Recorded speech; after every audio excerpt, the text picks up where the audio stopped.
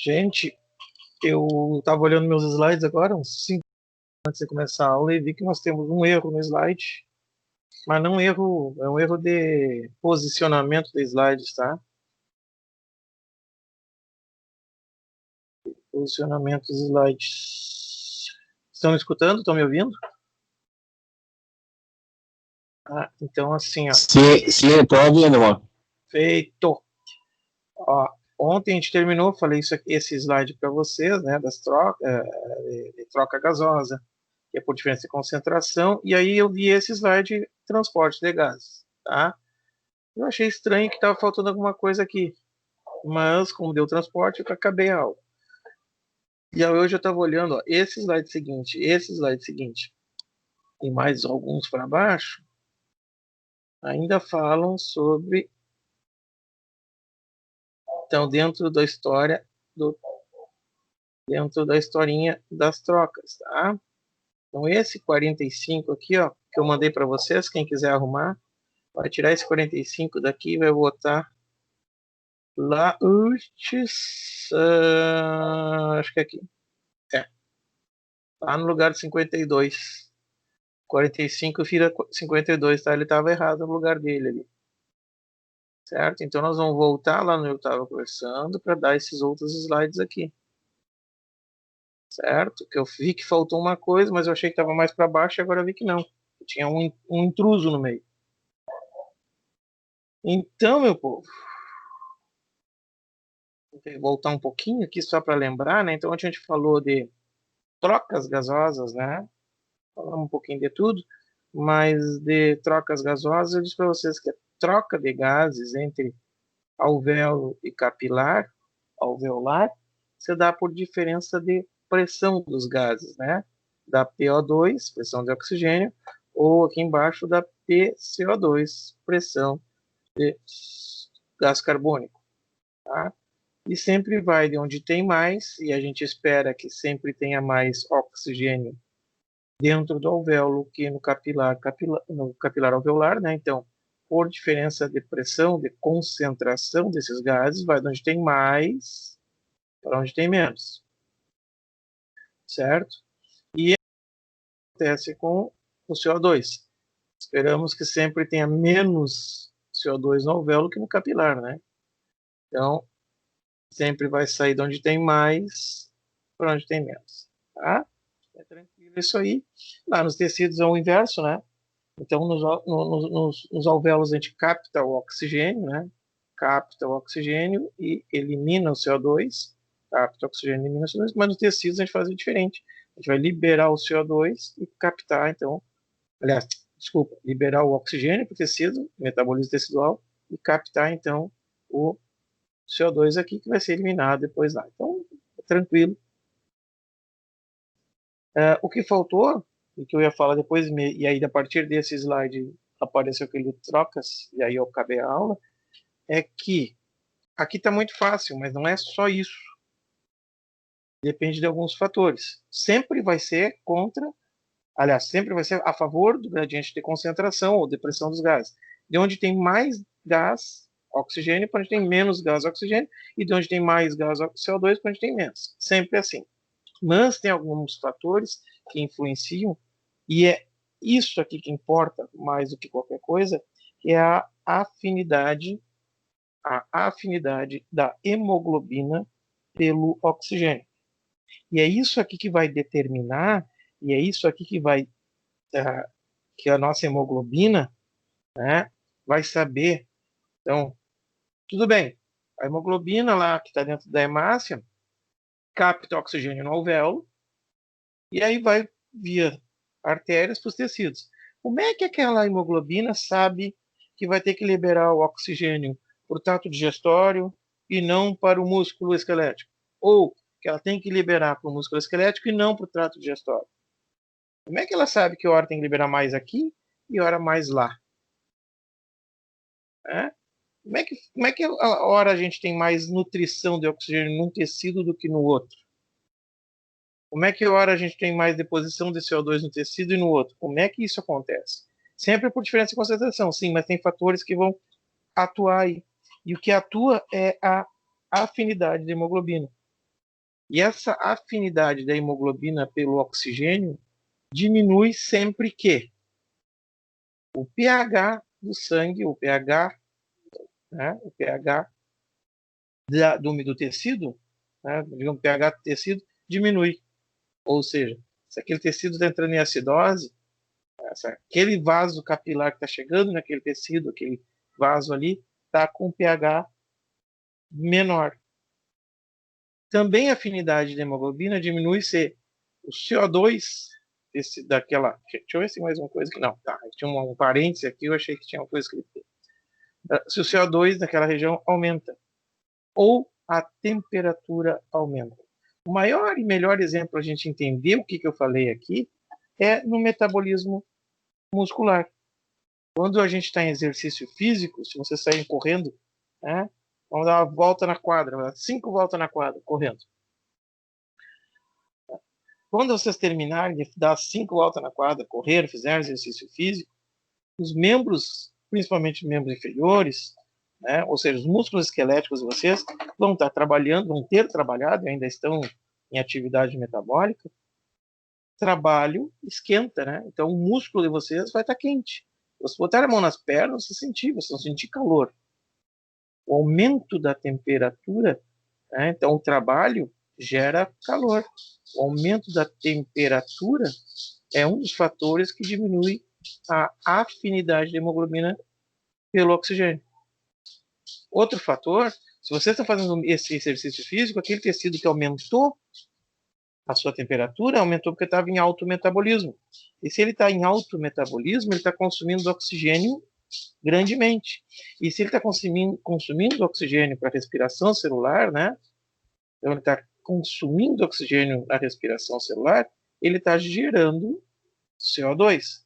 Então, quando nós estamos em exercício físico, o músculo, né, o órgão, aumenta a temperatura, produz mais CO2, e se produz CO2, cai o pH.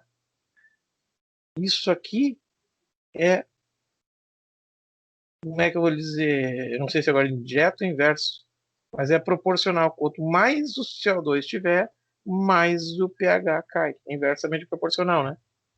Inversamente proporcional. Quanto mais produzir CO2, mais cai o pH.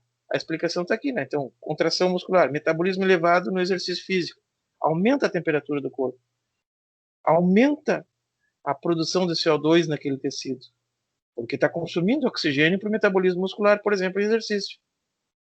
Se aumenta o CO2, esse aumento, o CO2 elevado, derruba o pH. Como que o pH, o CO2 provoca queda do pH? Bom, CO2 com água, nosso sangue é água, né? 90% é água. Então, CO2 com água, uma reação que não vai nos dar ácido carbônico.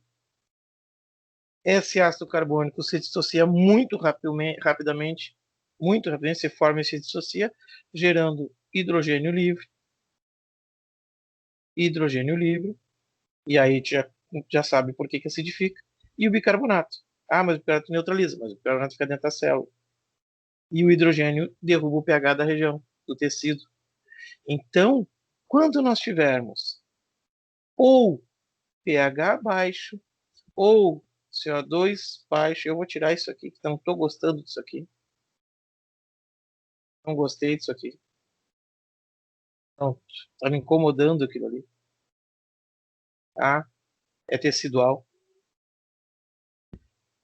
Quando eu estiver numa região, um tecido, um pH diminuído, ou seja, acidose, quando nós tivermos um tecido CO2 elevado ou elevação da temperatura nesse tecido, normalmente acontece as três juntas, mas não precisam estar as três juntas, nós vamos ter uma diminuição da afinidade de hemoglobina pelo oxigênio. O que é isso, professor? Falou da afinidade. Afinidade, vocês têm afinidade. Vocês têm namorado, namorada, marido, esposa, pai, mãe, filho, vocês têm afinidade por pessoas. Vocês gostam de estar com algumas pessoas e não têm afinidade por outras. E a hemoglobina tem afinidade por oxigênio, tem afinidade, ou seja, ela às vezes quer ficar com oxigênio. E se diminui a afinidade, significa que ela larga o oxigênio. Então, essa hemoglobina que passou lá no alvéolo, e lá no alvéolo ela captou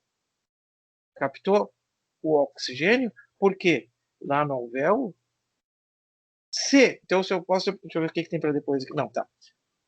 Se depois, olha aqui, se a afinidade cai com isso aqui, lógico que a afinidade aumenta com o contrário disso aqui, não é? Então, se nós tivermos aumento do pH, diminuição do CO2 ou queda de temperatura, a afinidade de hemoglobina aumenta também. Então, ó, nos pulmões tem muito, alvéolo tem muito oxigênio e pouco CO2. Se tem muito oxigênio e pouco CO2, ou seja, diminuiu a PCO2 no alvéolo, diminui a PCO2, aumenta a afinidade. Então, quando a hemoglobina passa no capilar, a afinidade da hemoglobina, para o oxigênio aumenta. E aí o que acontece? Ela libera o CO2, porque a afinidade dela aumentou ao oxigênio. Ela libera o CO2 e capta o oxigênio. Aí ela vai saindo, passeando, chega no estômago, não tem trato digestório, está vazio ou não está em metabolismo, não precisa largar, né? Não está precisando trabalhar.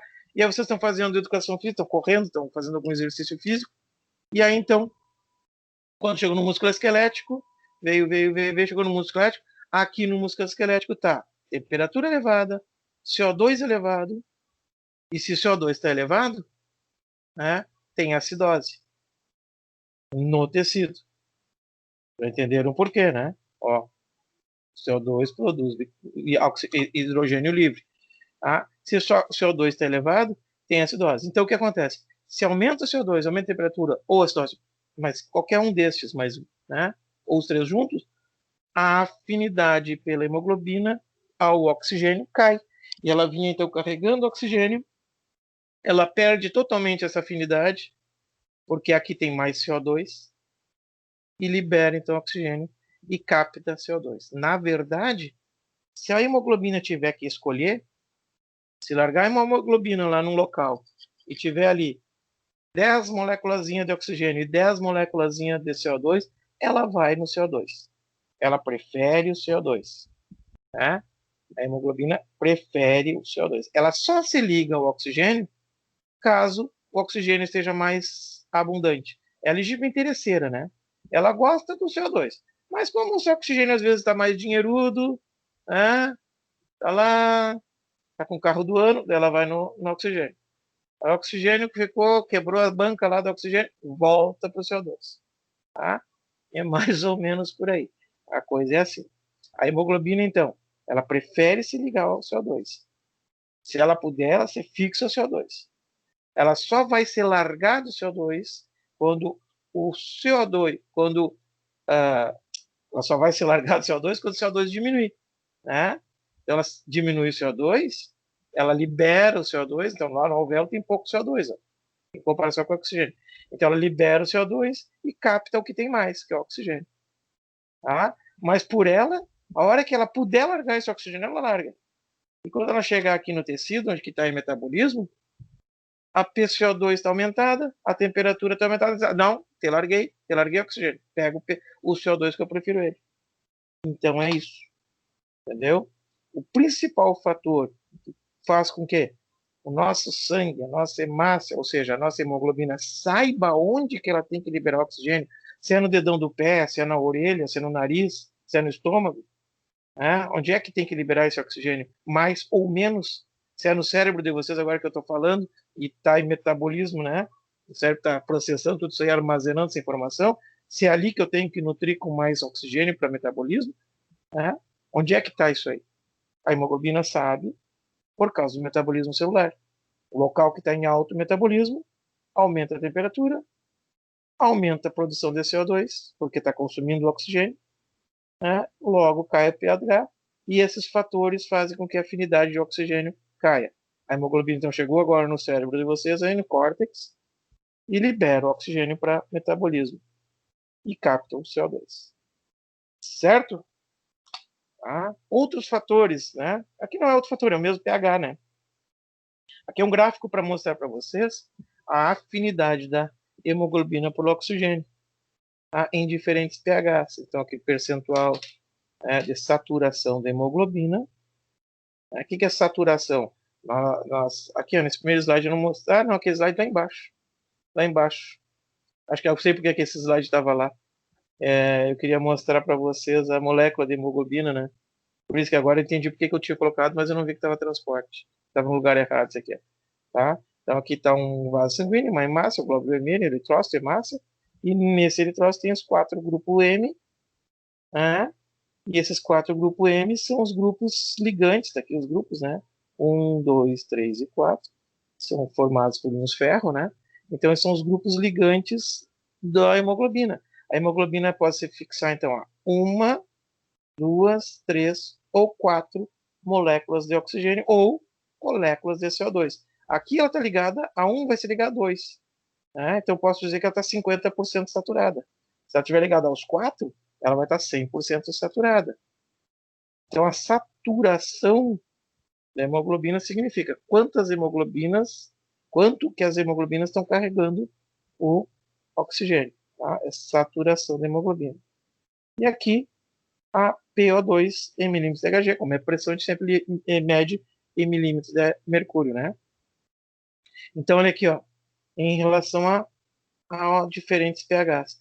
pH 7,2, e lembrem que dada a Físio A, devem ter dito para vocês, né, que o nosso sangue ele é levemente alcalino, tem uma tendência alcalina, né, vai de 7,2 a 7,4 em média, fica por aí, tá? Então, está mostrando aqui, ó, a 7,2, 7,4 e 7,6 de pH sanguíneo. Olha a diferença da curva de saturação, né? Diferença da curva de saturação. Tá? Aqui, ó, quanto maior o pH, mais rapidamente satura. Esse aqui saturou, ó, uma pressão de 70. Se eu tiver uma pressão, não precisa ter 100% de oxigênio no ar. Se eu tiver 70% de oxigênio no ar, ó, uma PO2 de 70, já está todas as hemoglobinas saturadas. Já com pH mais baixo, nem com 100% satura totalmente. Né? Não chega a saturar 100%. Elas vão estar carregando todas as hemoglobinas ligadas ao oxigênio. Então, o pH influencia e não precisa muito. 0,2 de escala já dá uma diferença bagual aqui o negócio. Certo? Diz assim, ó, quanto menor o pH, mais oxigênio é necessário para saturar a hemoglobina. Entenderam? Então, Professor, oi. essa a baixa afinidade da hemoglobina com o oxigênio causa um estado de sedação? Pergunta de novo que eu não entendi muito bem. Tu fala de acidose? Sim. Sim, se tu começar a cair o pH aqui, se tu chegar aqui no caso, uma acidose aqui, nos 6 e pouco, já a pessoa já fica, né? Aqui, por exemplo, ó, aqui, ó, o pH, aqui uma saturação, um pH que deu uma 50% da saturação, né? A metade, ó, Uhum. da saturação, 50%. Aqui é o, digamos assim, o limítrofe para começarmos a ter problemas. Então, um pH, eu calculo que um pH mais ou menos um 6 por aí, tem que dar uma lida nisso aqui que eu não procurei. Mas eu calculo que um pH um 6, 5,5, 6, né? Metabólica, uma acidose metabólica nesse sentido, já vai ficar por aqui assim. Ó. Então a gente pode sim, o animal pode sim entrar num estado de sedação, né? Se tu conseguir levar essa acidose, baixar esse. Por isso que tem que cuidar, gente, essas fluidoterapias, né? O Ringer é alcalino, tudo bem, mas às vezes na fluidoterapia a gente pode alterar os íons, né? Alterar o estado osmótico do animal, né? E aí tem que cuidar, porque às vezes tu tá tomando sorinho, dá um soninho, né? Às vezes tomou um remedinho a mais ali. Então, a acidose metabólica pode sim levar a estado de sedação. Assim como a alcalose, né? É uma coisa, olha, leva a convulsões. Vocês sabem, né? Foi o Ontem eu que fala. foi o que aconteceu na Kiss. Uhum. Que na Kiss tinha também, além desses fatores, né? Excesso de CO circulante, CO2, né? Monóxido, que tinha muito, e dióxido. Tinha o É que problema como a hemoglobina do tem maior afinidade pelo gás carbônico, se liga nele e não libera mais. Mas ali também teve uma intoxicação por cianeto, né? Aquelas espumas era tudo tóxica, né? Então, só a fumaça já complicaria. Tá? Já seria alguma coisa nesse sentido. Ia levar a sedação, sim, porque ia ficar só o CO, né? E agora não ia ter transporte, levar uma acidose metabólica e levar à morte por depressão respiratória, acidose metabólica. Mas o problema ali é que, além disso, aquelas espumas que pegaram fogo lá tinham um cianeto na sua. Então, muita gente foi, entre aspas, envenenada, né? Teve um envenenamento por cianeto inalatório ali. e Tá? seria o princípio dos anestésicos, então, baixar o pH e aumentar a mais, concentração. mais ou menos por aí. Mais ou menos por aí. Mas aí também não é só isso. Eles atuam direto em receptores a nível central, né? Não. Se tu baixar o pH da pessoa elevar, tu vai causar alguma coisa metabolicamente. Mas nossos anestésicos eles já atuam já em receptores específicos a nível central. Vai lá no sistema nervoso central e causa lá a inibição da dor, causa lá a inibição da acuidade audiovisual, né? Sonolência, né? Então, depressão respiratória. Mas aí tu está manipulando direto o centro respiratório, o centro da dor. Então, tu vai ter lá. Mas, se tu quiser levar uma sedação, não precisa ter um anestésico. Se tu acidificar o sangue desse animal, tu consegue. Tá? Olha aqui, ó. Uma coisa que ontem eu falei, quanto mais alto, né? Menor a pressão atmosférica, eu falei para vocês, né? Então o ar fica mais rarefeito. E quanto mais baixo, maior a pressão atmosférica. E dentro da água, que é mais baixo ainda, maior a pressão atmosférica ainda. Né? Então o que acontece? Alguém já fez mergulho? Já fez mergulho marinho? Foi passear lá para o Nordeste e fez curso de mergulho, deu umas mergulhadas naquelas águas bonitas? Nós temos um problema ali também. O que acontece? O contrário, né? Porque olha aqui, ó, vocês viram que a gente precisa ter e a gente mantém, né, o nosso sangue. Nosso sangue o arterial tem tanto oxigênio, né, quanto CO2. O sangue venoso tem oxigênio e aqui está arterial, né? Já está arterial nos tecidos, aqui está venoso. Embaixo está arterial. Então tem oxigênio e CO2. Aqui está chegando venoso para fazer troca, tem oxigênio e CO2. E essa proporção 40, 104, 46, né? Então aqui ó, a proporção 140, 104, 45, 45, 40 tem que ter, tá? Porque mais ou menos gás, mais oxigênio, assim como mais CO2, que agora o Glênio lembrou, mais CO2 vai levar uma acidose, e a gente fala daquela parte lá das sinapses, que a gente falou semestre passado, pode levar uma anestesia e uma sedação, mais oxigênio pode levar também a uma alcalose que nos dá a convulsão. E aí tu vai mergulhar e regula, tem ali uns reloginhos, né? Naquele cilindro de oxigênio, eles têm uns reloginhos ali que mostram quanto é que está a pressão. E tem que regular aquilo ali, pensando que se tu vai mergulhar a 10 metros de profundidade ou a 50 metros de profundidade, quanto mais profundo tu for, maior é a pressão. E quanto maior a pressão, que nem isso aqui, ó, quanto maior a pressão, menos disponibilidade de oxigênio tu vai precisar. Não estou entendendo. Tu pega e bota um respirador na boca aqui fora da água. Tá? E o ideal para ti é aqui para ficar 100% saturado. Legal. Quando tu mergulhar, a pressão é maior. E essa pressão elevada pode te levar a uma alcalose por excesso de oxigênio em detrimento de CO2 no teu sangue. E tu precisa do nível de CO2. Senão tu entra em alcalose. E se tu entrar em alcalose lá no fundo do mar, tu vai convulsionar.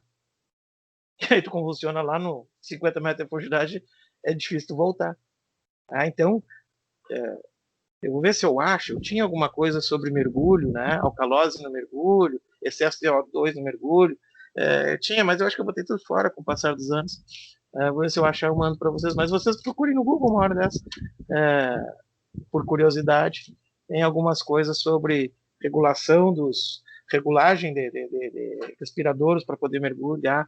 Então, é a mesma coisa, acontece às vezes acidente, né? O cara não regula corretamente, ele regula para mais e tem uma disponibilidade muito maior de oxigênio que precisaria, e aí pode levar a um probleminha embaixo d'água. Certo?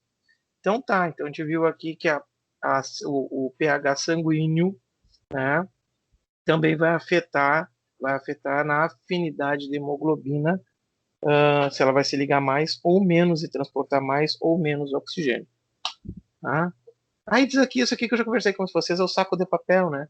É um textinho assim como o curativo é o símbolo do corte, o gesso é o símbolo da perna quebrada, o saco de papel é o símbolo da hiperventilação. Aqueles filmes, então, que o cara pega um saco de papel, começa a respirar dentro para se acalmar. Né? O que acontece? Ele faz uma re-respiração. Isso a gente chama de re-respiração. A respiração no saco de papel tem o nome de re-respiração. A re-respiração é que vocês botam o saco de papel na boca e ficam ventilando ali dentro, que é o que está acontecendo com as máscaras, né? Fica ali com aquela porcaria daquela máscara, inalando cada vez mais CO2, inalando cada vez menos oxigênio, disponibilizando menos oxigênio para os tecidos, mais CO2, ou seja, tu está provocando uma acidose.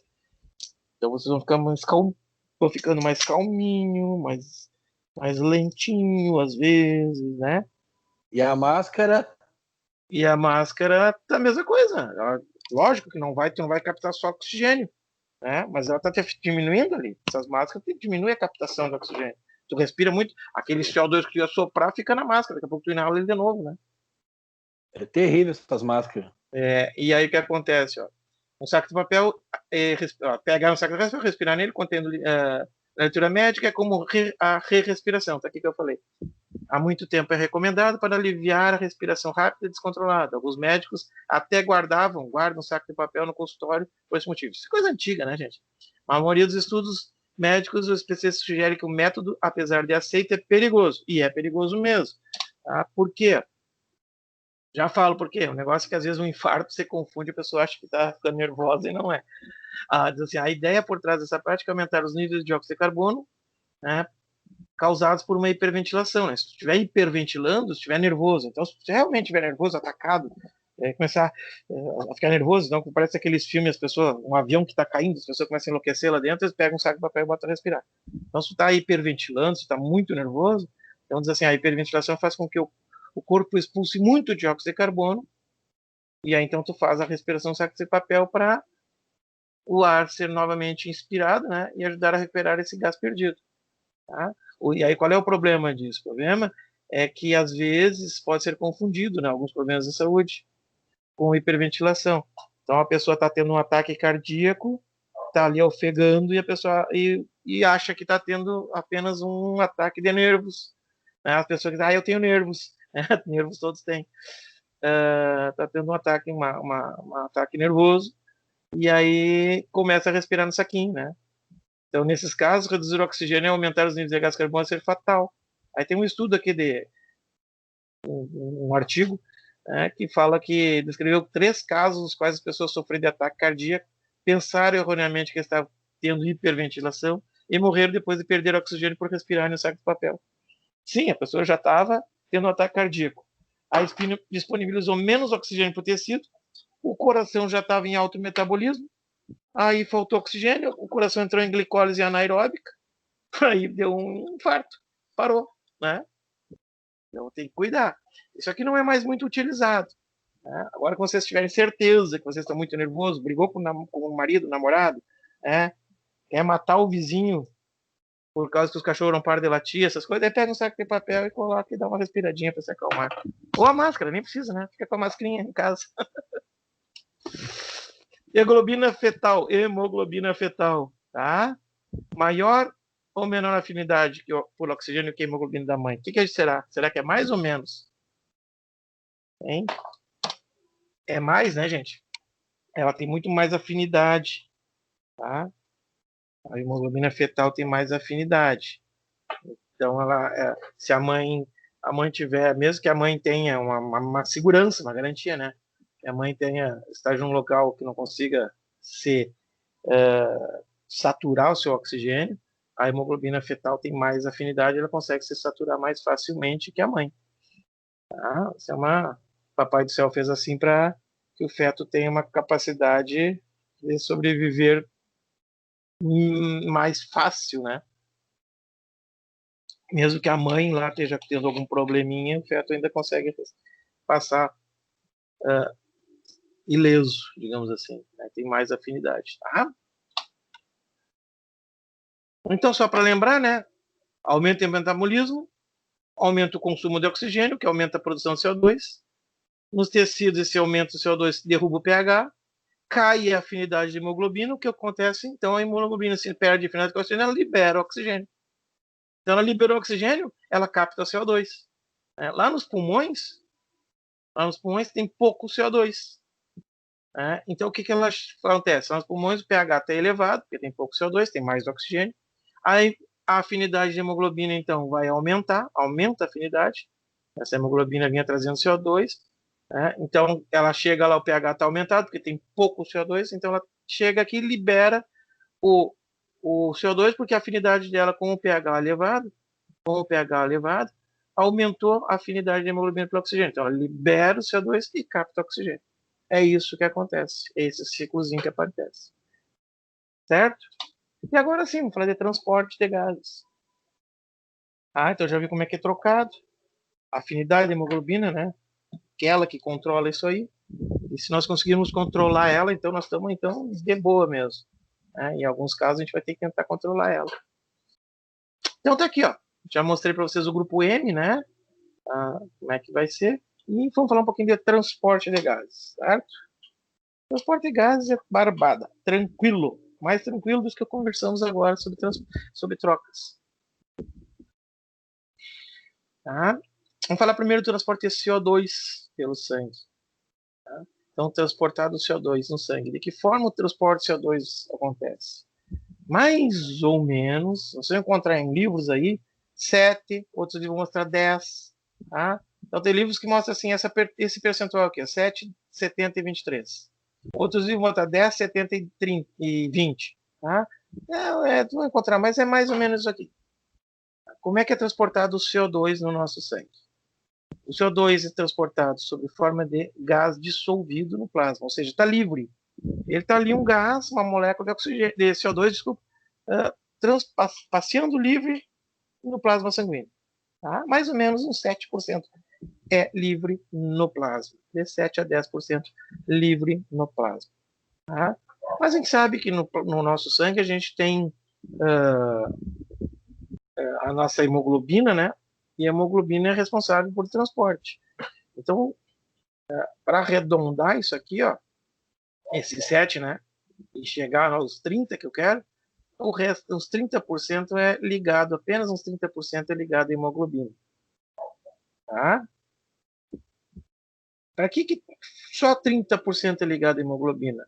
Por que isso? É para tentar livrar, já que a afinidade da hemoglobina pelo oxigênio é menor do que pelo CO2, então é uma adaptação, digamos assim, né? Um mecanismo pelo qual o nosso organismo e os mamíferos se adaptou para deixar mais hemoglobinas livres para transportar oxigênio.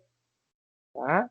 Então, se as hemoglobinas, porque as hemoglobinas transportam 4 moléculas, mas é 4 de oxigênio ou 4 de CO2. Elas não vão transportar 2 e 2, ou 1 e 3. Uma de oxigênio e 3 de CO2. Não, ou ela está saturada por oxigênio, ou ela está saturada por CO2. Tá? Então, o que acontece? Nós temos um mecanismo aqui de transporte de CO2 que é através da forma de bicarbonato. Então, existe uma forma que nós pegamos CO2 e produzimos bicarbonato, e esse bicarbonato, então, vai passeando pelo sangue, livrando assim a hemoglobina para transportar os oxigênios necessários. Tá? Então, é isso que acontece para que a gente tenha mais transporte de oxigênio. A maioria do transporte de CO2, cerca de 70%, é como bicarbonato. Então, aqueles 30% que sobra, um pouquinhozinho, 7, 10% dissolvido no plasma, e o restante, 23, 20, na forma de carbaminohemoglobina, ou seja, ligado à hemoglobina. Tá? Então, tá aqui o transporte, né? O CO2 dissolvido, aqui tá 5, né? Mas a maioria mostra 7 ou 10. Esse aqui nem lembrava que tinha um D5 aqui. Cada autor bota um número só para confundir a cabeça da gente. Então, nos tecidos, ó, o CO2 vai para o pulmão, tem excesso no tecido, tem metabolismo, né? Então, ele vem com 5%, tá aqui 7 a 10% dissolvido no plasma. Tá? As proteínas plasmáticas e hemoglobina, né? Dá uns 25% que sobra, certo? E a grande maioria reage com a água da hemácia, formando aquela reação que a gente já viu. Então, CO2 com água forma ácido carbônico. O ácido carbônico, caiu lá. O ácido carbônico se dissocia rapidamente, e libera o CO2, o bicarbonato, que CO2, estou louco, libera o bicarbonato para ser livre no plasma. Tá? Esse hidrogênio vai se ligar aqui no. Aliás, o hidrogênio vai ficar dentro da hemácia, e como está saindo uma molécula negativa, tá? Vai entrar um cloreto. O cloreto não está aparecendo aqui, só para manter as cargas iguais, para não ocorrer uma alteração de cargas na célula sanguínea. Então entra um cloreto aqui, a reação. Tá? Precisa saber essa reação, professor? Não. Lá na bioquímica, se a professora quiser explicar para vocês e dizer que ela cobra de vocês como é que é formado o bicarbonato na hemácia, que é através da enzima anidrase carbônica, e essa enzima, então, ela faz a ligação da água com o CO2, formando ácido carbônico, e esse ácido carbônico, então, origina o bicarbonato, tudo bem. Aqui eu quero que vocês saibam isso aqui. Tá? 70% na forma de bicarbonato, 23 a 20% de hemoglobina, e o resto solto no plasma. Tá? Então, o CO2, ó, lá nos alvéolos, então, está chegando para o alvéolo, né? Então, o CO2 dissolvido no plasma faz troca, vai ser eliminado direto, né? Aquelas que veio, às vezes pode vir, mesmo dissolvido no plasma, se ligado a alguma proteína, alguma albumina, né? Para facilitar o transporte, pode ser, tá? Vai ser liberado diretamente. E o bicarbonato, quando chega no pulmão, esse bicarbonato, então, vai entrar na hemoglobina, a mesma, o carbaminohemoglobina, né? A mesma anidrase carbônica vai fazer a ligação de novo, né? Ele vai fazer a ligação reversível, então vai formar o CO2 e vai liberar, então, o CO2 para fora e a água fica na célula, tá? E a hemoglobina, então, fica livre para pegar oxigênio.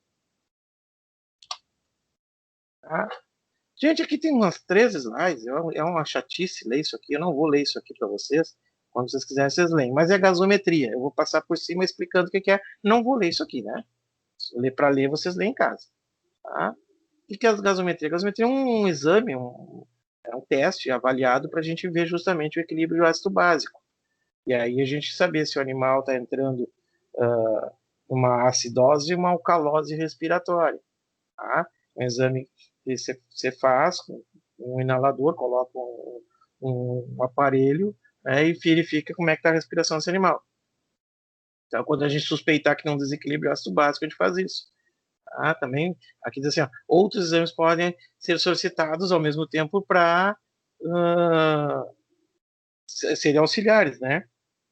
Como o exame de glicose sanguínea, tá? Eletrólitos, né? Sódio, potássio, enfim, tá? Para pesquisar, então, se não é diabético, às vezes o diabético acontece, o açúcar é ácido, né? Então, o diabético tem uma tendência à acidose. Tá? Então, nós temos que descartar outras coisas antes de dizer qualquer coisa, se é uma patologia respiratória, se é uma outra patologia que está gerando isso. Tá? O pode fazer também exame de ureia e creatinina para função renal. Quando chegar em rim, a gente vai falar um pouquinho sobre isso também. Aí daí que eu diz, quando que a gente pede esse exame, né? Quando a gente suspeita que o problema que o animal está tendo é um distúrbio respiratório. Tá? Então a gente. Diz aqui, ó, em recém-nascido a gasometria é feita no cordão umbilical, tá? Então a gente faz a gasometria ali, logo antes de nascer, né? Para ver o que tem de pressão de CO2 e oxigênio e tentar, então, fazer um diagnóstico e um tratamento, né? Os resultados anormais de gasometria podem indicar que o paciente não está recebendo oxigênio, não está eliminando dióxido de carbono ou que há um problema na função renal ou um problema metabólico. Isso é lógico. E aí é o que acontece na clínica que vocês vão ver. Não existe casos iguais, né? Vocês vão ter que estar sempre jogando e fazendo, muitas vezes, diagnósticos diferenciais e eliminando alguma coisa. Será que é isso ou aquilo? Então, vamos eliminar outras coisas antes. Tá? Só para saber, ó. Fala. Esse problema renal seria em razão da eritropoetina para produzir Não. A eritropoetina, ela é um hormônio para liberação, para estímulo de produção de células sanguíneas, né? Pode ser um problema renal por falta de filtração, eliminação de ureia, ou de um problema renal que uma diabetes insípido, né? Pode ser gerado pelo rim. Então pode ser um problema que não reabsorção de água, está perdendo muita água, pode ser um problema renal nesse sentido. Ou eliminação de potássio demais no rim, pode gerar um problema também. Mas a eritropoetina, ela só é um hormônio para sinalizar que a medula óssea deve produzir mais células vermelhas, principalmente. Só para falar, né, a caracterização de uma acidose respiratória é o que a gente viu, ó, pH baixo e CO2 alto. Então, se o CO2 está alto, vai baixar o pH. E a alcalose respiratória, pH alto e CO2 baixo. Tá? Então, o que acontece? Na acidose respiratória, como disse o Glênio, se a gente lembrar da fisioate, vai ter uma sedação, vai ficar a respiração mais lenta, né? Isso aí pode ser característica do quê? De um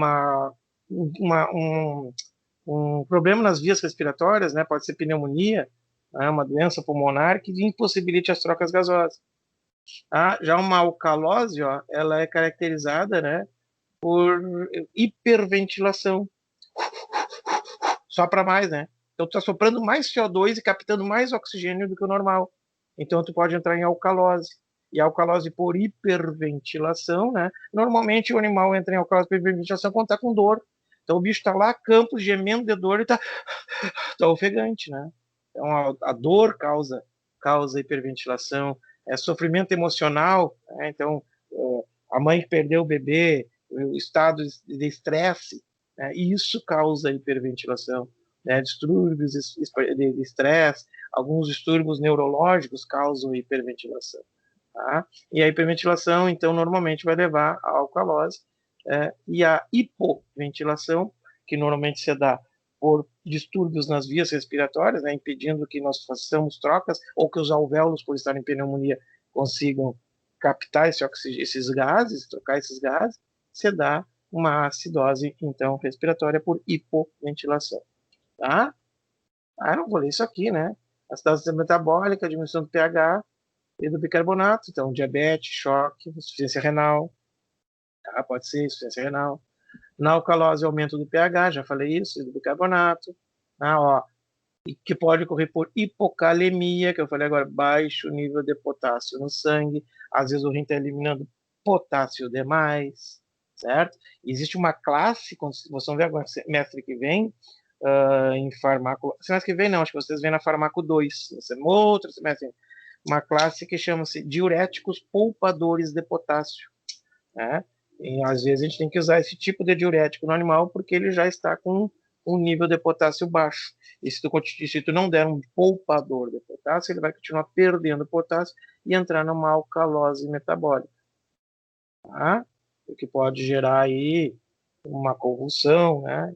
Enfim, a queda de potássio também pode ser por outros causas, vômito, diarreia, distúrbios da glândula adrenal, uso de diuréticos, falei aqui, então tem que usar um diurético poupador de potássio, se tu tiver algum problema que tu tenha que usar o diurético, né? Hipertensão, por exemplo, tu tem que usar um diurético. Agora temos que fazer uma avaliação se esse animal como é que tá os níveis iônicos desse animal, né? Então, uma avaliação para ver se eu posso dar qualquer diurético, tem que ser um poupador de potássio, tá? E controle da respiração. Então, o transporte é barbada, gente. Ué, tá faltando aqui? Faltando um slide aqui. Eu falei só transporte CO2, né? Não tem transporte CO2 aqui. Mas não tem problema. Falo agora para vocês. O transporte de oxigênio é totalmente ligado à hemoglobina. Tá? Vai ter ali 1%, talvez 2% de moléculas de oxigênio livres no plasma, que pode estar só, que nem o CO2, simplesmente livre no plasma ou até sendo carregada por uma proteína transportadora no plasma. Mas estão no plasma. Tá? E 98%, 99% do oxigênio é ligado à hemoglobina na forma de oxihemoglobina. Tá faltando esse slide ali, viu? A gente monta a aula e esquece. Tá? Então, trocas gasosas, de onde tem mais para onde tem menos pressão dos gases, sempre levando em consideração a afinidade de hemoglobina pelo oxigênio. Tá? Quando tem muito CO2 no tecido, a afinidade da hemoglobina pelo oxigênio diminui, então ela libera o oxigênio e capta o CO2. Quando tem pouco CO2, como nos alvéolos, ela libera esse CO2 e capta o oxigênio. Tá? E o transporte? CO2 é transportado 70% na forma de bicarbonato e o restante ou está livre no plasma, uns 7%, 10% por aí, e o restante 20% mais ou menos ligado à hemoglobina. E o oxigênio transportado? 1%, talvez isso, ou menos, ou um pouquinho mais, livre no plasma, tá? Então vai direto no plasma sanguíneo, e o restante, a grande maioria, 99%, 98%, ligado à hemoglobina. Tá? Isso aí é barbada. Vamos ver que horas são? 5h30? Vamos continuar aqui. Vou falar do controle e depois a gente termina a aula, tá? Então, controle da respiração, gente. Quem é que controla a respiração? A respiração existe um controle voluntário e um controle involuntário, né? Agora há pouco eu fiz uma frequência, eu provoquei uma frequência que a gente respira cachorrinho, né? Aumentei a ventilação aqui.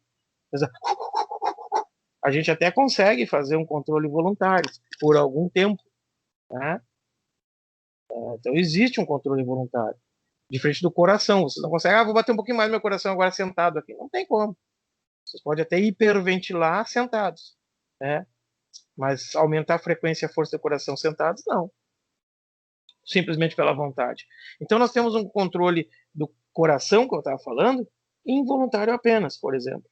Né? Do nosso trato digestório, ele mesmo se controla pelos plexos.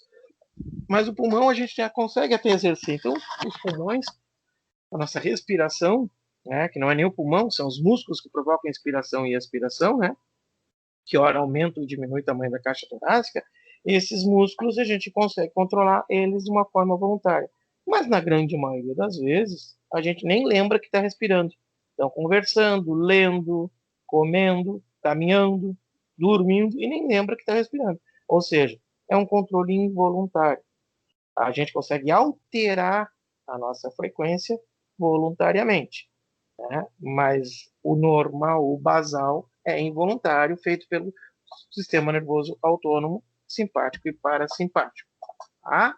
E aqui tem um slidezinho mostrando para vocês, né, que alterações, né, nos níveis de pressão de CO2, nos níveis de pressão de oxigênio ou do pH sanguíneo vão, qualquer alteração nesse contexto, vão ser percebidas e vão afetar o centro respiratório, tá? Vão afetar o centro respiratório e aí nós vamos ter uma resposta, tá? Aumentando ou diminuindo as nossas contrações nos músculos que provocam a respiração, certo?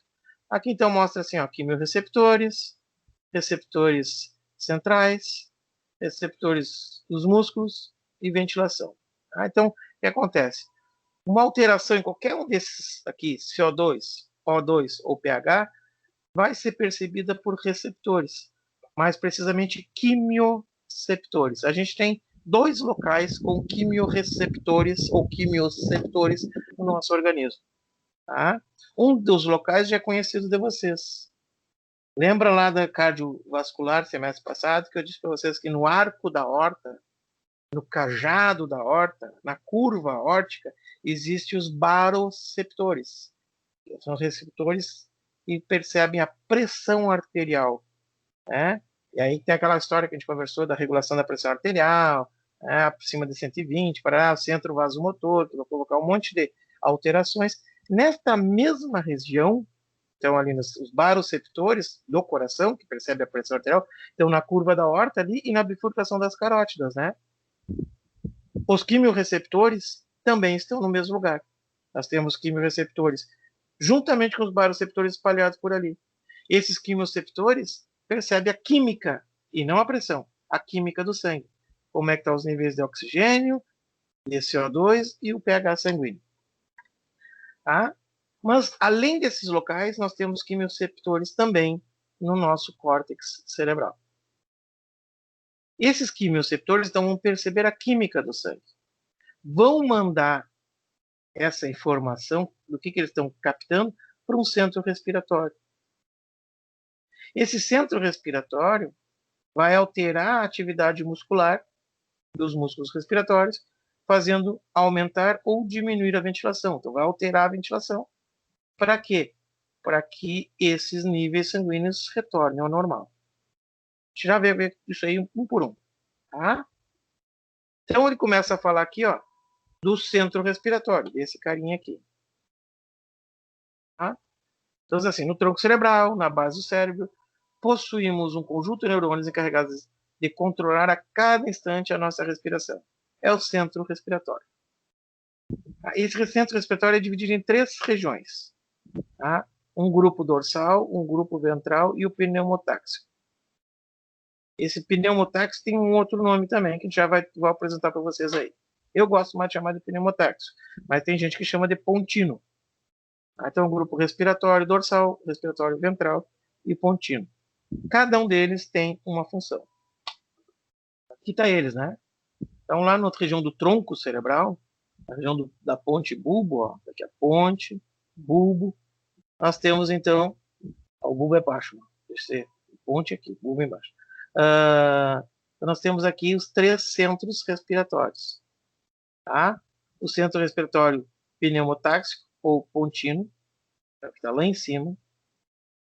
O centro ou grupo respiratório ventral, né, que está ventralmente, está na frente, aqui está o cerebelo, ó. Então aqui é a parte de trás, aqui está o cerebelo, parte de trás. Então o grupo respiratório ventral e o grupo respiratório que está atrás, dorsal. Certo? Esses 3 vão trabalhar meio coordenadamente para controlar os músculos que provocam a nossa respiração. Tanto os intercostais externos, como os intercostais internos, diafragma e os abdominais que estão aqui. Aqui só está mostrando os músculos inspiratórios, certo? Só os inspiratórios.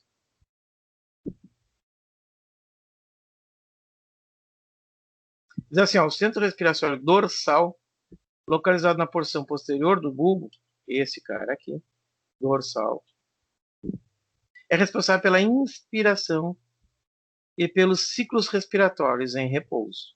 Ou seja, apenas pela inspiração. Por isso que aqui estão os músculos inspiratórios.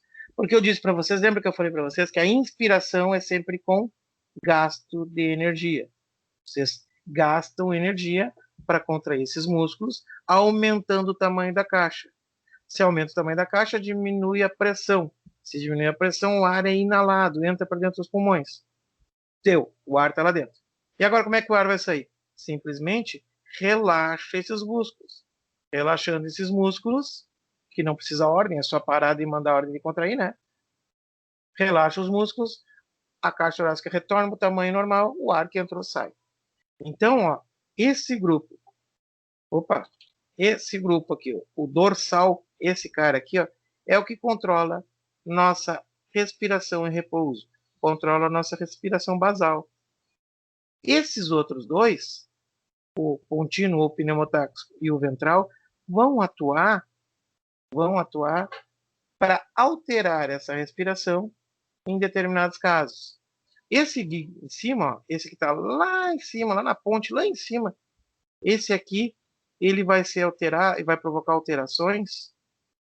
Esse aqui, o contínuo, ou pneumotáxico, vai provocar alterações na respiração em alguns momentos, como se vocês estiverem diante de produtos que vocês têm alergia, pó, poeira, fumaça, tá? Percebe isso e provoca uma alteração na ventilação.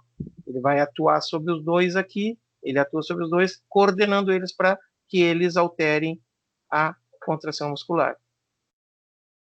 Esse aqui, outra coisa que ele pode, fatores emocionais, dor, como eu disse para vocês, né? Dor, sofrimento, estresse, susto, né? Medo, tudo isso, fatores emocionais, fatores alergênicos, isso aí é quem coordena isso aí, é esse centro pneumotáxico. Então, todas essas alterações, né, de fundo emocional, dor, sofrimento, enfim, é por aqui. Sobrou o que para esse cara da frente? O grupo respiratório ventral. Sobrou o exercício físico. A gente pode alterar por exercício físico ou pode alterar de acordo com a nossa vontade. Como eu disse para vocês, vamos aumentar a frequência. Né? Respira fundo. Então, esse grupinho aqui, o respiratório ventral, ele entra em atividade quando eu resolvi agora aumentar a minha ventilação, ou se vocês começarem agora a resolver fazer polichinelo enquanto escutam a aula. Tá? Esse aqui, então, que vai atuar. Então, são 3 grupos que trabalham coordenadamente.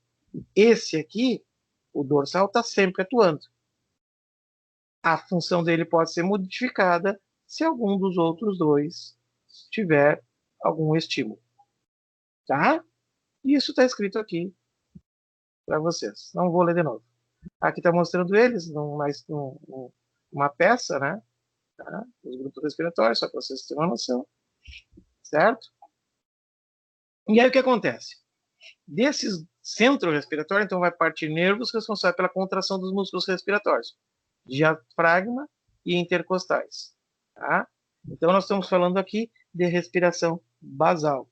Aqui intercostais externos, né? Ou seja, diafragma e intercostais externos que provocam aqui a expiração. A inspiração. Tá? Convoco aqui a inspiração. Vai lá, fininho. Então, os sinais do nervo são transmitidos desse nervo até a coluna, tá, para fazer a respiração. Então, o que acontece? Aqui tem um córtex, lá está o centro respiratório, né? E aí, ó, em condições normais, o centro, a cada 5 segundos, gera um impulso. Lembra que eu falei para vocês que lá o coração tem Começou os cachorros do lado aqui a latir. Eu vou pegar um saco de papel para respirar. Peraí que eu fechar a janela, gente. Senão não vai dar.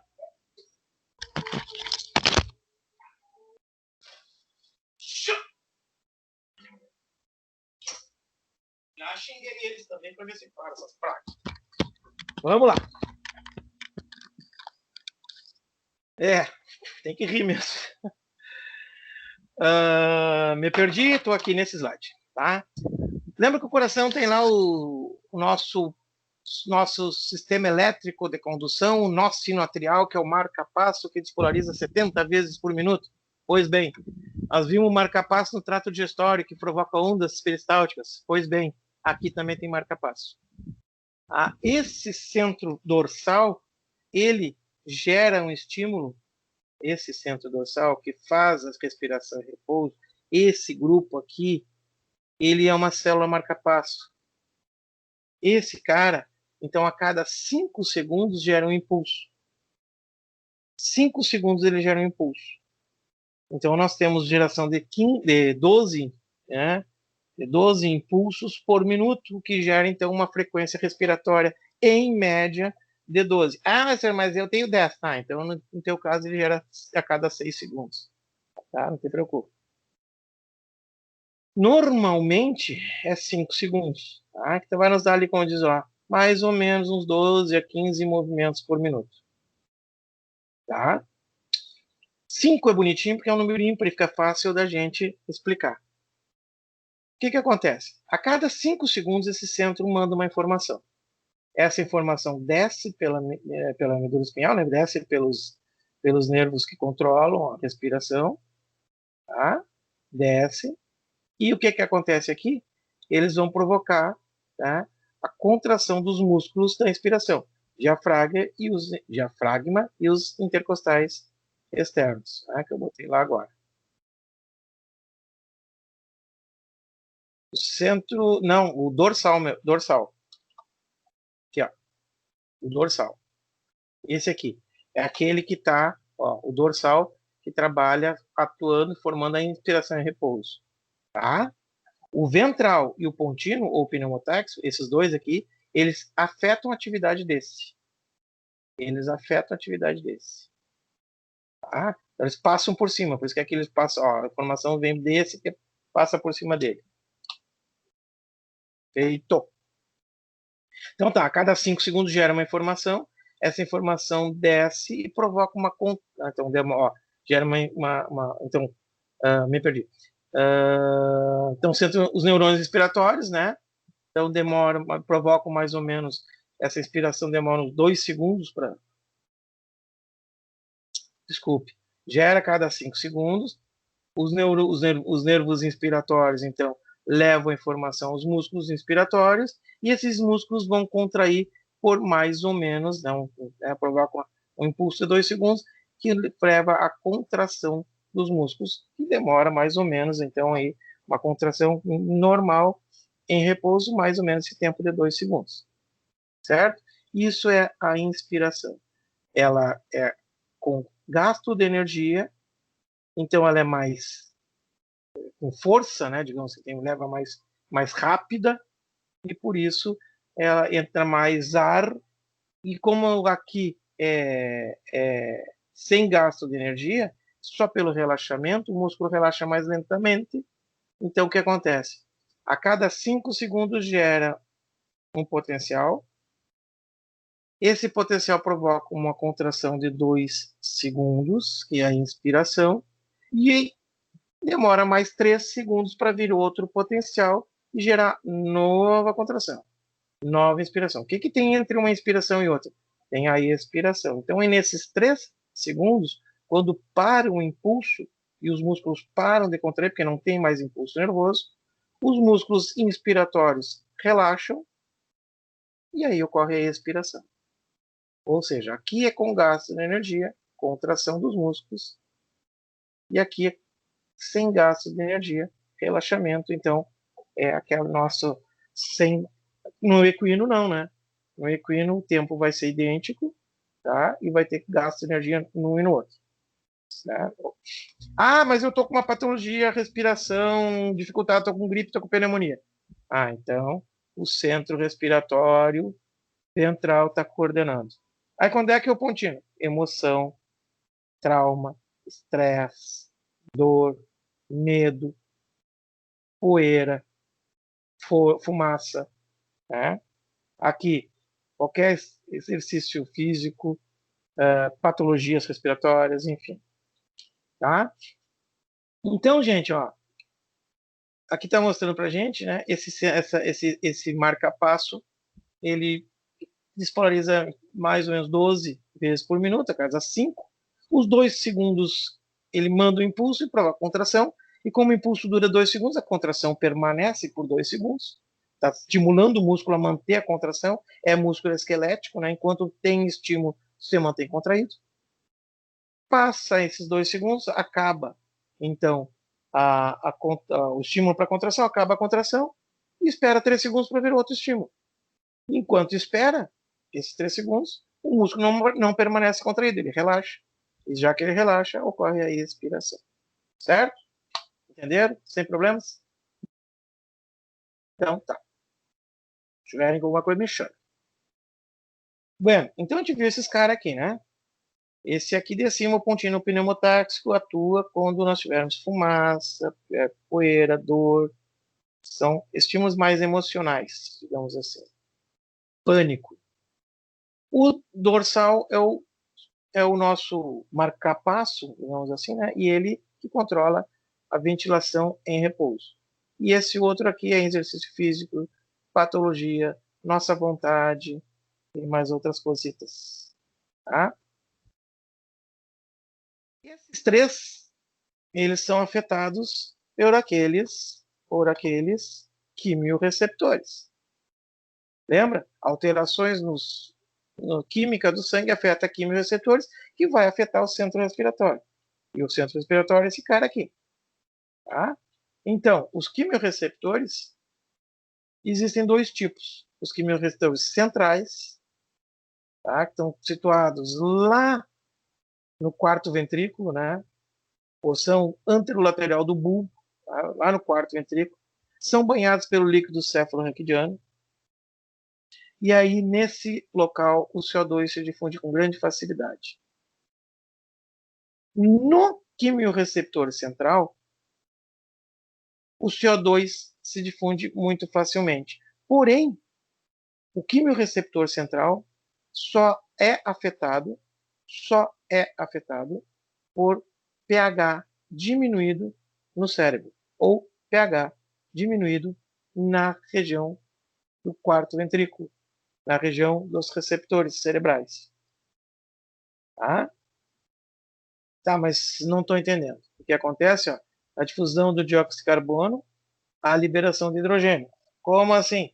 Hidrogênio está lá, o oxigênio, olha assim, o CO2 está lá no líquido cefalorraquidiano. O líquido é água, então CO2 com água, ácido carbônico se dissocia, libera íons hidrogênio. O íon hidrogênio se fixa aos receptores, os quimiorreceptores centrais. É esse íon hidrogênio que provoca uma diminuição, né?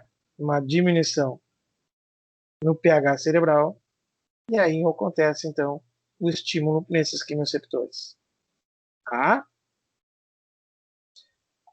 Quando a concentração do alveolar do CO2 aumenta, reflexamente a ventilação e sua frequência também é aumentada. Então, tá. Então, aqui é só isso que acontece. Só o CO2 consegue passar essa barreira hematocefálica, né? E esses receptores esses receptores centrais não estão sendo nutridos ou banhados por sangue. Eles estão no líquido cefalorraquidiano.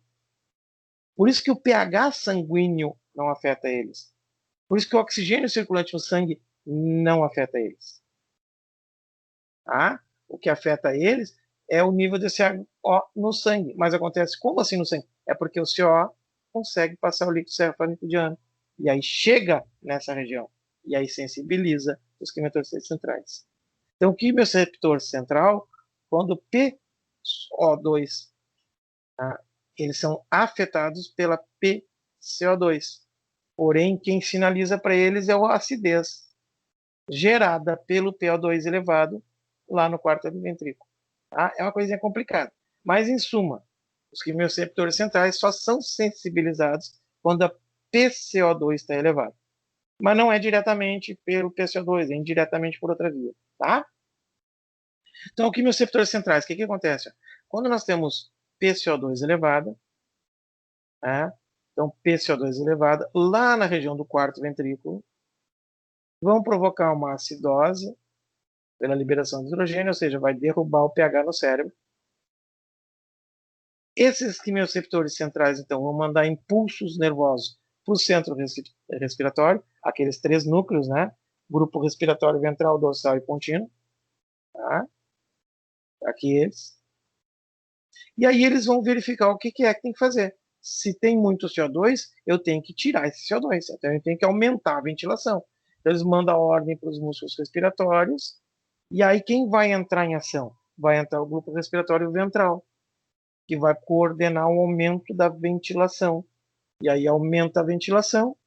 Vamos para o lado aqui. Quando aumenta a ventilação, exala mais CO2. E exalando o CO2 do sangue retorna ao nível normal. Entenderam? Os quimiorreceptores periféricos. Bom, os periféricos são aqueles que estão na periferia, não estão no sistema nervoso central. Os centrais estão no nosso sistema nervoso central. Os periféricos estão na periferia. Onde é que é a periferia? Onde eu falei para vocês agora há pouco. Bifurcação das carótidas e curva da aorta.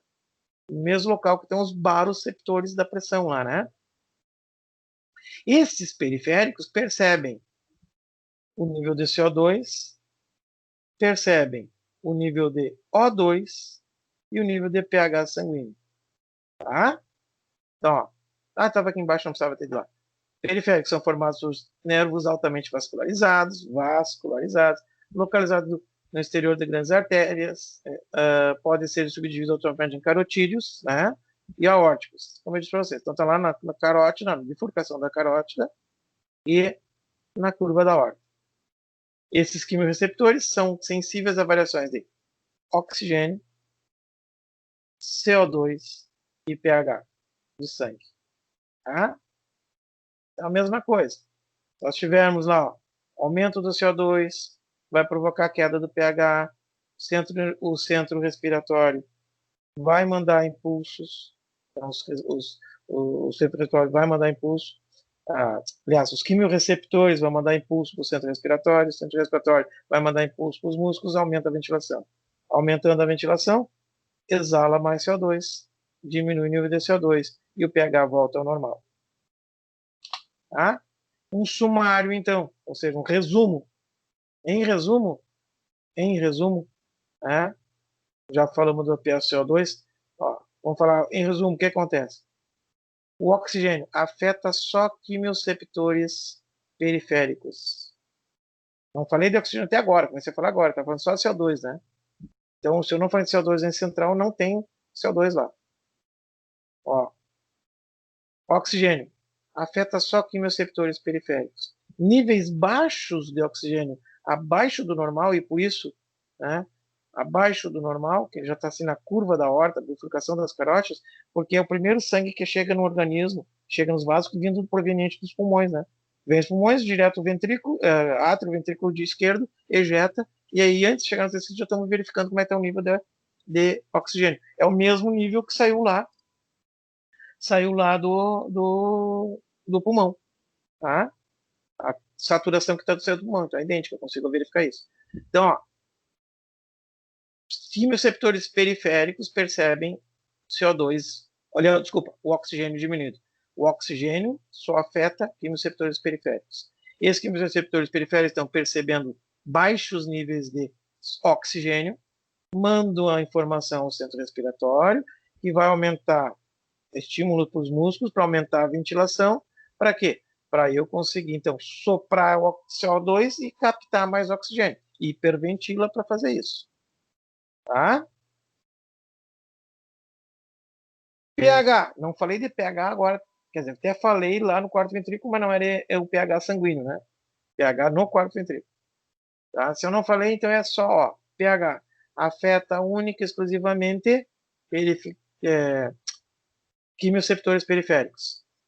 Tá? Então, se o pH está ácido, está baixo, se o pH está ácido, vai acontecer alguma coisa aqui. Aqui só está mostrando pH ácido, mas pH alcalino também, tá, gente?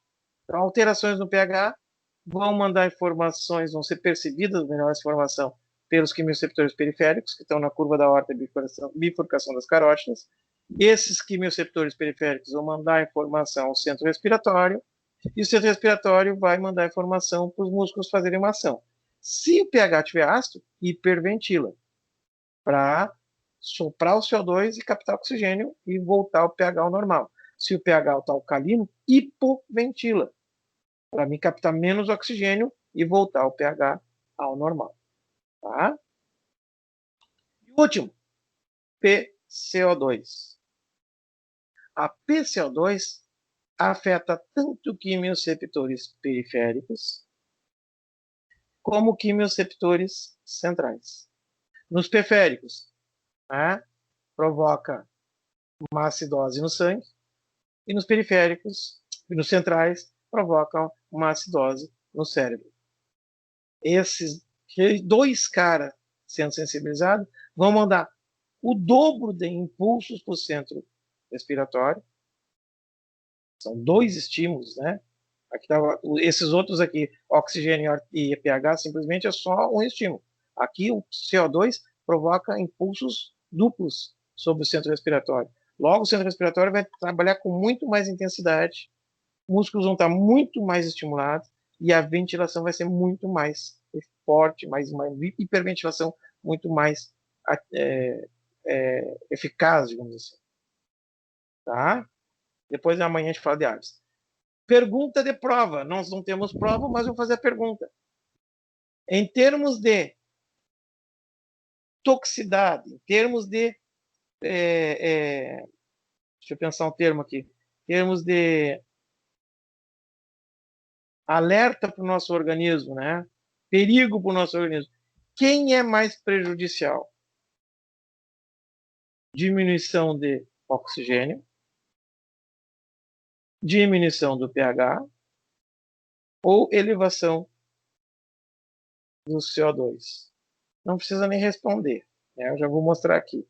Se eu tenho 2 policial para controlar um cara, é porque ele é mais perigoso. Os outros 2 eu tenho só um policial.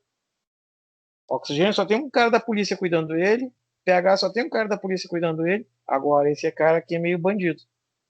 Tem 2 guardinha cuidando dele.